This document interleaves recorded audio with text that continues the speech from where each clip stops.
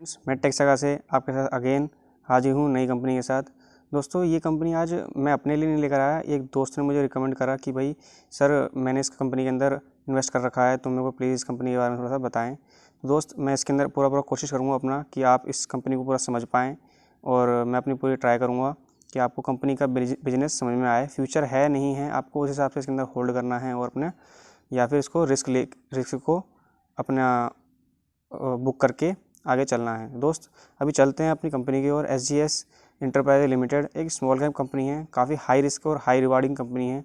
मैंने इसका भी देखा भी है, जैसे अपन देख लेते हैं इसके जो अभी सबसे पहले इसने आज का रिटर्न्स 3% माइनस में दिया है। 1 मंथ का रिटर्न देख लेते हैं दोस्त इसका, तो 11% माइनस से चल रही है, 26% माइनस में चल रही है 1 मंथ के अंदर। इसका हाई अभी तक लगा रखा है,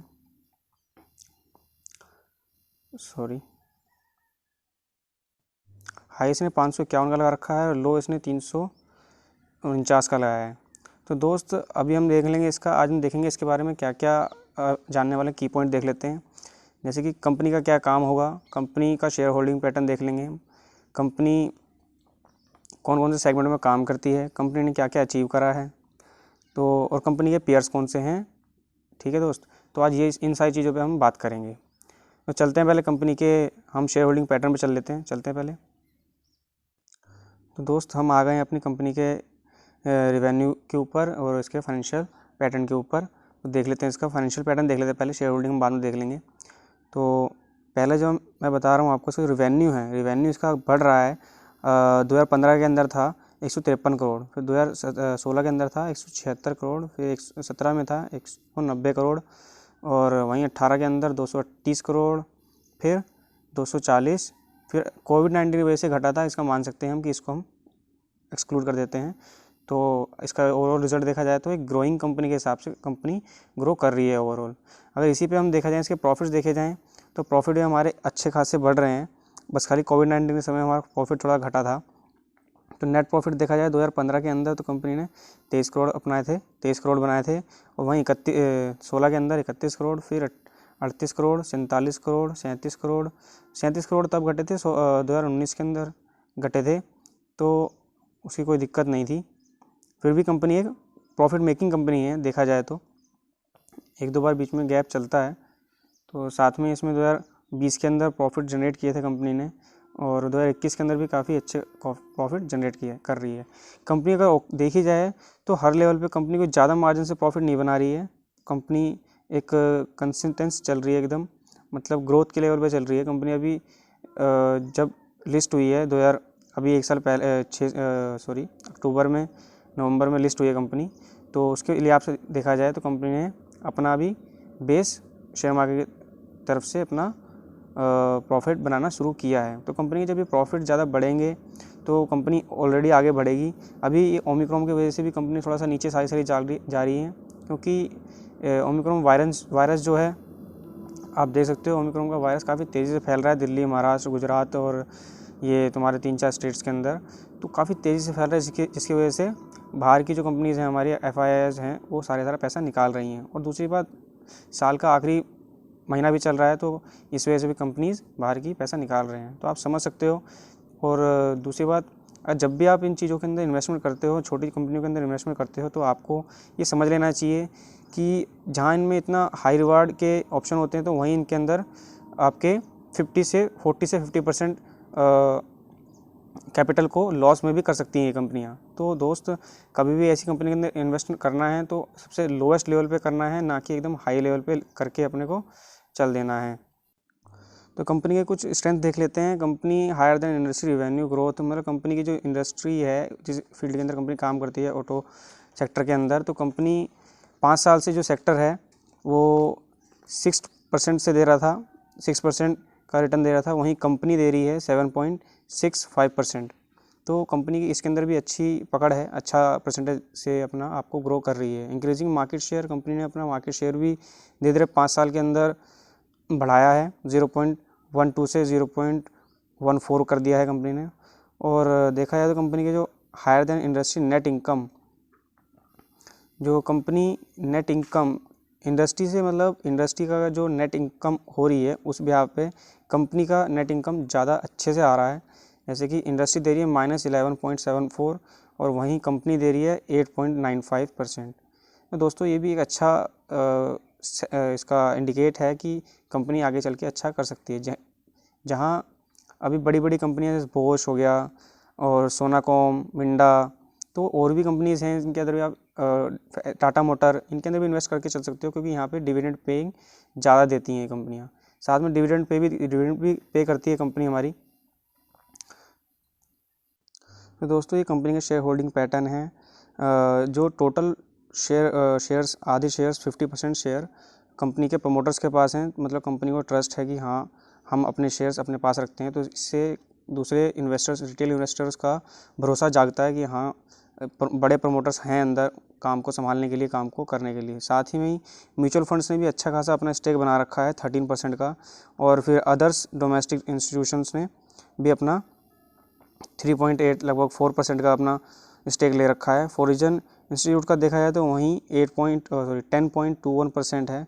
इसी में रिटेल और अदर्स ने, रिटेल ने अपना 14 पॉइंट स्टेक ले रखा है, वहीं अपना अदर्स ने, अदर्स का मतलब अदर्स कंपनी फाइनेंशियल्स वगैरह, तुम्हारा म्यूचुअल फंड्स और ये PLI वगैरह, इन्होंने भी अपना अपना स्टेक इसके अंदर म्यूचुअल फंड्स टाइप ले रखा है।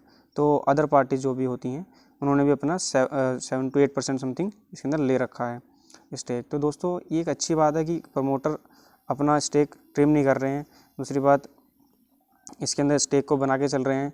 तो अगर 50% से ऊपर है तो इसका मतलब कंपनी कहीं ना कहीं एक अच्छा कर सकती है। अगर 50% से नीचे कंपनी का स्टेक रहता है तो वो थोड़ा सा गौर करने वाली बात है कि हालांकि यहाँ पे 50% से ऊपर ही है। और दूसरी बात, म्यूचुअल फंड्स और यहाँ पे FII ने अच्छा अपना स्टेक ले रखा है, जिसके चलते कंपनी एक अच्छी पोजीशन में पहुँच सकती है, क्योंकि सबसे ज़्यादा जो इक्विपमेंट होते हैं, टूल्स होते हैं, वो FIIs के पास होते हैं सर्च और एनालाइज करने के लिए कंपनी को। इसके भरोसे कंपनी, जिसके भरोसे रिटेल इन्वेस्टर भी उसके अंदर आने की कोशिश करते हैं, क्योंकि FIIs को बहुत ज़्यादा नॉलेज होती है कंपनी के बारे में, कंपनी के प्लान्स के बारे में, और कंपनी को समझने के लिए कि कंपनी क्या कर सकती है भविष्य में, वो किस तरीके से कंपनी अपने आप को एक्सपांड करेगी, किस तरीके से कंपनी के शेयर होल्डर्स हैं उनको एक्सपीरियंस है नहीं है, और प्रमोटर्स को इतना नॉलेज, प्रमोटर्स किस तरीके से अपनी कंपनी को आगे बढ़ाने के न्यू वे लेकर आएंगे, टेक्निक्स लेके आएंगे, तो वो सारी नॉलेज और सारा डाटा पहले से उनके पास रिकवर्ड होता है। दूसरी बात, हर चीज़ वो पहले से एनालाइज करके चलते हैं, क्योंकि FIIs कभी भी ऐसी ख़राब सी कंपनी के अंदर पैसा नहीं लगाती। ठीक है तो दोस्तों, अभी चलते हैं कंपनी के हम कुछ पेयर्स देख लेते हैं कि किस पेयर्स के अंदर कंपनी, मतलब किस किस टाइप की कंपनी के साथ ये कंपनी का काम भी चलता है साथ में, मतलब किसके साथ कंपटीशन है इसका। कुल मिला के ये बताना चाहता हूँ कंपटीशन किस किस कंपनी के साथ है। तो दोस्तों यहाँ पे देख लेते हैं कि कंपनी कितना वोलेटाइल रह सकती है आने वाले समय में। बाकी देखते हैं हम इसका पेयर्स जिस हिसाब से लगा रखा है मैंने, मदरसन सुमी सिस्टम का ले रखा है, SGX इंटरप्राइजेज, और बॉश और सोना BLW प्रीशियस फॉर्च्यून लिमिटेड से ले रखा है। तो ये SGX और सोना BLW का तो वोलेटिलिटी का परसेंटेज आया नहीं है, मगर मैं इनका बता देता हूँ। ऑटो सेक्टर के अंदर आप समझ सकते हो, ऑटो सेक्टर के अंदर सबसे ज़्यादा वोलेटाइल रहता है। क्यों? अभी मैं इसका आखिरी में आपको इसका चार्ट दिखाऊंगा निफ्टी ऑटो का, तो आपको पता लगेगा कि निफ्टी ऑटो कितना मूवमेंट करता है, कितना ऊपर नीचे जाता है। तो जैसे मदन सुवी है 38.19% वोलेटाइल रहता है, जिससे कि निफ्टी से भी 4 से 5 गुना ज़्यादा वोलेटाइल रहता है। ऐसी बोश लिमिटेड 29% समथिंग 30% वोलेटाइल रहता है। तो ये जितना भी अगर 15% से ऊपर ज़्यादा रहता है वोलेटाइल, तो वो बहुत ज़्यादा मूवमेंट करता है, जिससे कि आपको होल्ड करने में काफ़ी परेशानी हो सकती है, आपको होल्ड करने में काफ़ी दिक्कतें हो सकती हैं। आप कभी भी क्या करोगे, कभी भी पैनिक फॉल होते ही आप इसको सेल आउट करके निकलने की सोचोगे कि यार बहुत ज़्यादा नीचे गिर गया, अभी क्या करूं, अभी तो बस लॉस ही दिख रहा है मेरे को, पूरा ग्रीन था पहले, अभी रेड हो गया पूरा पोर्टफोलियो अकेले इसकी वजह से। तो आप क्या सोचते हो, जल्दी निकलो, नहीं तो और नीचे जाएगा ये। दोस्तों ऐसा नहीं करना। पहले तो ऐसी कंपनी के अंदर अपने को इन्वेस्ट ही नहीं करना कि जिस कंपनी के अंदर हमें ज़्यादा नुकसान देखने को मिले। दूसरी बात, ऐसे सेक्टर के अंदर नहीं करना हमें इन्वेस्ट कि जिसके अंदर हमें भरोसा कम हो, जिसके अंदर हमें काम करने में दिक्कत ज़्यादा आती हो। दोस्तों आते हैं इसके अभी चार्ट के ऊपर, अभी हम चलते हैं चार्ट के ऊपर। तो दोस्तों आ गए हम इसके चार्ट के ऊपर। तो अब देख लेते हैं इसका चार्ट किस तरह से नीचे जा रहा है। आप देख सकते हो यहाँ से एक इसका कोई भी बेस अभी नज़र में आ नहीं रहा है, क्योंकि अभी कंपनी हाल ही में लिस्टेड हुई है। और दूसरी बात, अभी न्यू कंपनी है, तो इसका हमें चार्ट पहले देख लेना। चार्ट देखने में समझ में नहीं आएगा जब तक कंपनी ज़्यादा दिनों तक कंसोलिडेट नहीं या फिर कहीं पे भी ऊपर नीचे नहीं करती। तो क्योंकि ज़्यादा पहले का चार्ट है नहीं, तो हम देख लेते हैं ट्रेंड किस तरीके से चल रहा है। अभी ट्रेंड इसका पूरा माइनस में चल रहा है इस तरीके से। और पहले भी ऐसे ही चल रहा था।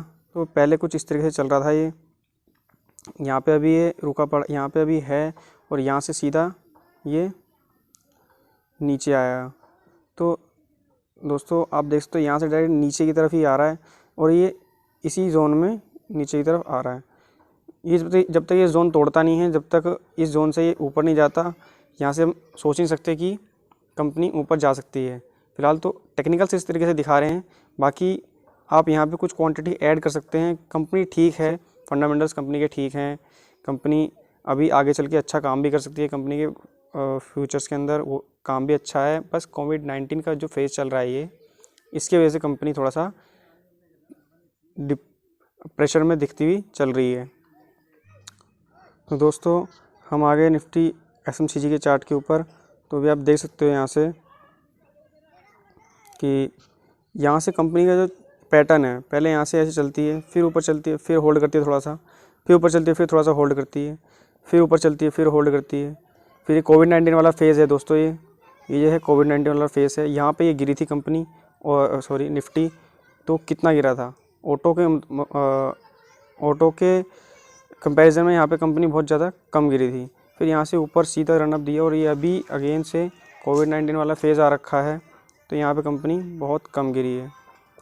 तो दोस्तों अपने ऐसे ही सेक्टर के अंदर हमें इन्वेस्टमेंट करके चलना है, जिस सेक्टर के अंदर हमें भरोसा मिले और साथ साथ